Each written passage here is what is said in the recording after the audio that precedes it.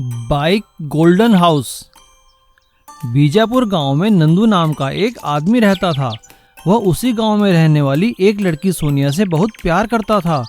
दोनों एक दूसरे से छिपकर मिलते थे। बस अब बहुत हुआ, हमें हम दोनों के बारे में तुम्हारे पापा को बता देना चाहिए।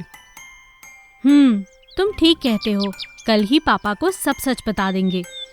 अगले ही दिन नंदू और सोनिया दोनों मिलकर सोनिया के पिता सेठ हीरालाल के पास जाते हैं। पिताजी, ये नंदू है, मैं इन्हें बहुत पसंद करती हूँ। नंदू सेठ जी से सोनिया के लिए अपना प्यार जताकर उसका हाथ मांगता है और शादी का प्रस्ताव रखता है। ठीक है, लेकिन शादी होने से पहले मैं तुम्हें परखना चाहूँगा। अगर तुम एक हफ्ते तक मेरे सोने के घर को संभाल लोगे तो मैं तुम दोनों की शादी करवा दूंगा, वरना तुम दोनों एक दूसरे को भूल जाओ। ठीक है सेठ जी, मुझे मंजूर है। नंदू सेठ जी की शर्त मान जाता है और घर की रखवाली करने लगता है। वो पूरे घर को एक पहिए वाले ट्रॉले पर लाद देता है और उसे अपनी बाइक से जोड़ देता है। एक रात जब गुंडे उस घर में चोरी करने आते हैं तो नंदू बाइक चलाकर उस घर को वहां से हटा देता है और गुंडे वहां से वापस चले जाते हैं। और एक हफ्ते तक नंदू ऐसे ही बाइक पर बांधकर उस घर को एक जगह से दूसरी जगह ले जाता रहता है और गुंडों और चोरों से बचा के रखता है। और नंदू अपनी शर्त पूरी कर लेता है। ठीक एक हफ्ते बाद, लीजिए सेठ जी, मैंने अपना वादा पूरा किया और शर्त के अनुसार मैंने आपके सोने के घर को बचा कर रखा। पिताजी, अब तो नंदू ने अपना वादा पूरा कर दिया ना, अब तो आप हमारी शादी करवा देंगे ना पिताजी? अरे वाह नंदू, मुझे बहुत खुशी है कि तुमने अपनी शर्त पूरी की।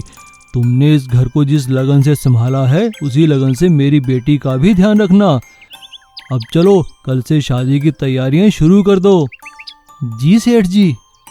अरे बेटा, अब सेठ जी नहीं पापा कहो और मेरे गले से लग जाओ। सेठ हीरालाल नंदू और सोनिया की शादी बड़े ही धूमधाम से करवाते हैं और नंदू और सोनिया बड़े खुशी खुशी उसी बाइक वाले सोने के घर में रहने लगते हैं। केलों की बारिश। राजू एक बहुत ही बढ़िया गाइड था। लाल किले के बाहर रोज खड़ा हो जाता और आने जाने वालों को पूरा लाल किला घुमाता। आइए आइए, लाल किला देखिए, लाल किला देखिए। आइए, राजू गाइड आपको लाल किला दिखाएगा। केवल 50 रुपए में पूरा लाल किला दिखाएगा। आइए आइए, मैं आपको लाल किला दिखाता हूँ। रोज कई सारे लोग जो भी लाल किला देखने आते वो राजू गाइड से बहुत ही प्रभावित होते। एक बार एक दूर दराज के गांव से एक लड़का दिल्ली घूमने आया। मदन जब लाल किले पहुंचा तो उसे राजू गाइड मिला। आइए भाई साहब, आइए, मैं आपको लाल किला दिखाऊंगा। हाँ भाई, दिखाओ लाल किला। राजू ने उसे लाल किला अच्छे से दिखाया। जब मदन ने पैसे देने के लिए जेब में हाथ डाला तब राजू ने देखा कि मदन के पास तो बहुत सारे पैसे हैं। अरे वाह, ये अकेला भी है और इसके पास बहुत से पैसे हैं, इसे चूना लगाया जा सकता है। आप बहुत लकी हैं। मुझे लग रहा है कि मैं आपको दिल्ली की वो जगह दिखाऊं जो आज तक किसी ने नहीं देखी। अच्छा, ऐसी कौन सी जगह है? ये थोड़ी दूर पर है और इसका पता कुछ ही दिन पहले चला है। अगर आप कहें तो मैं आपको वो जगह दिखा सकता हूँ। अच्छा, वो तो ठीक है, पर इस जगह की खासियत क्या है? जी, वहाँ पर केलों की बारिश होती है। नामुमकिन, मैं नहीं मानता कि केलों की भी बारिश हो सकती है। आइए, मैं आपको दिखा देता हूँ, पर इसके लिए कुछ खर्चा करना पड़ेगा। क्या मतलब? 1000 रुपये लगेंगे, वहाँ जाने का परमिट तभी मिलेगा। मदन ने 1000 रुपये राजू को दे दिए। अच्छा, तुम यहीं रुको, मैं अभी परमिट बनवा कर आता हूँ। अरे, मैंने तुम्हें 1000 रुपये दिए हैं, इसलिए तुम जहाँ जाओगे मैं भी साथ ही चलूँगा। ठीक है, चलो। राजू उसे बहुत सी संकरी गलियों से होते हुए एक जगह पर ले आता है।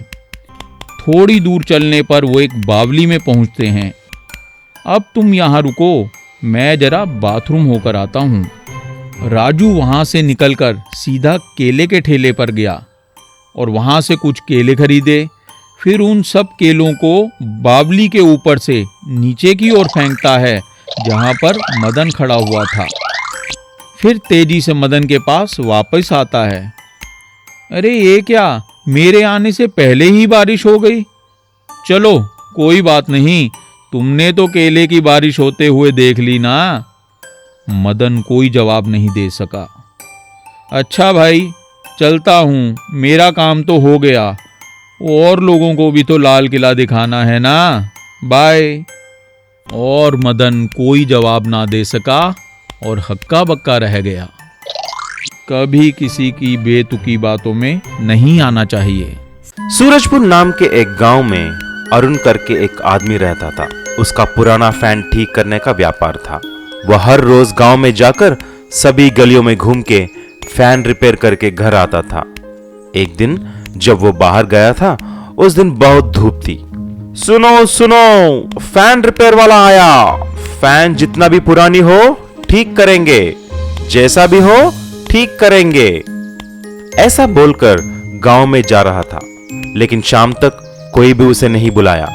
धूप ज्यादा होने के कारण वह थक गया था और उसे सरदर्द भी आने लगा। इसीलिए घर जाकर आराम करने की सोची। जब वह घर जाकर सो रहा था, ठीक 12 बजते ही कुछ ट्रैक्टर चलने की आवाज उसे सुनाई देती है, लेकिन उसको ट्रैक्टर तो दिखाई नहीं दी। वो सोच में पड़ जाता है। अगले दिन भी जब वो सो गया था, फिर से उसे ट्रैक्टर चलने की आवाज सुनाई देती है। घबराकर अगले दिन डॉक्टर के पास जाता है।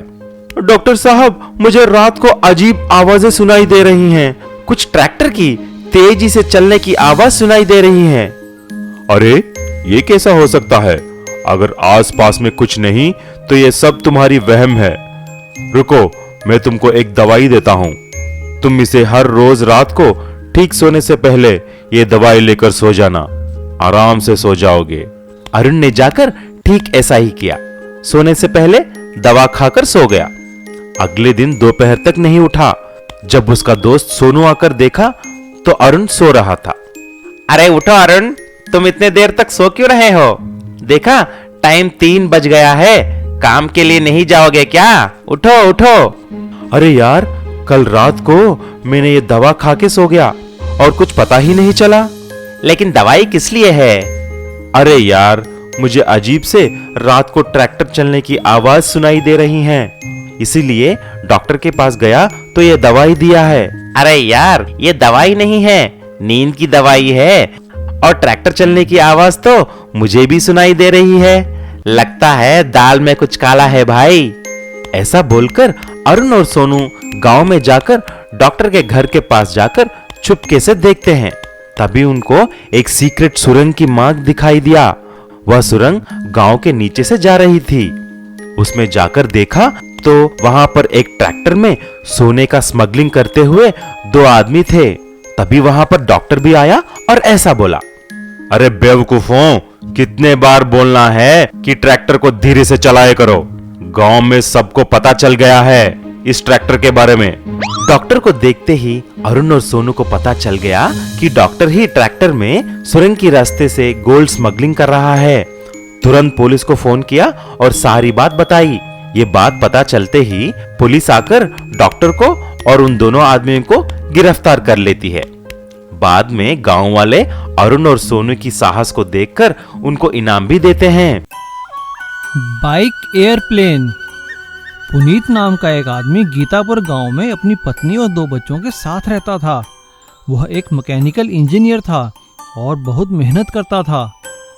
काम की वजह से वह हर रात घर में देर से लौटता था। ऐसे ही एक दिन पुनीत जब काम से घर वापस आया तो घर को सजा देखकर हैरान हो गया। अरे बेटा संजू, इधर आओ, ये घर क्यों सजा रखा है? क्या बात है? यह सुनते ही उसका बेटा जोर जोर से रोने लगा और अपनी माँ से जाकर लिपट गया।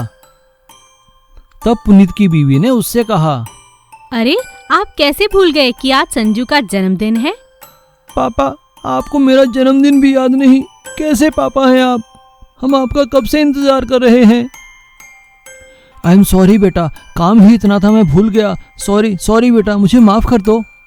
पुनीत जैसे तैसे अपने बेटे को मना लेता है। अच्छा बेटा, तो ये बताओ तुम्हें जन्मदिन में क्या तोहफा चाहिए? पापा पापा मुझे एक एरोप्लेन चाहिए, वो भी बिल्कुल असली वाला, चलने वाला।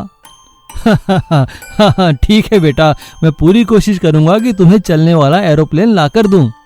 पापा पापा आप एरोप्लेन कब ला कर देंगे? आपने कल कहा था ना। पुनीत अपने बेटे को समझाता है। बेटा देखो, एरोप्लेन लाना कोई आसान बात नहीं है, वो बहुत महंगा और बड़ा होता है। अब तुम खुद बताओ, हम एरोप्लेन रखेंगे कहाँ? हमारा घर तो इतना छोटा सा है ना। नहीं पापा, मुझे कुछ नहीं पता, मुझे एरोप्लेन चाहिए। बेटे की जिद के आगे पुनीत झुक जाता है और वो सोचने लगता है कि वो क्या करे।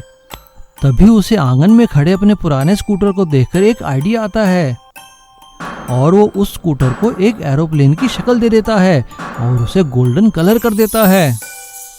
मिंटू बेटा, ये लो, तुम्हारा गोल्डन एरोप्लेन आ गया। अरे वाह, गोल्डन एरोप्लेन! देखा बेटा, कितना खूबसूरत एरोप्लेन है। देखा तुमने, पापा ने अपना वादा पूरा किया है। मिंटू एरोप्लेन देखकर खुश हो जाता है और वो भी चलने वाला एरोप्लेन, एकदम असली जैसा। Please subscribe.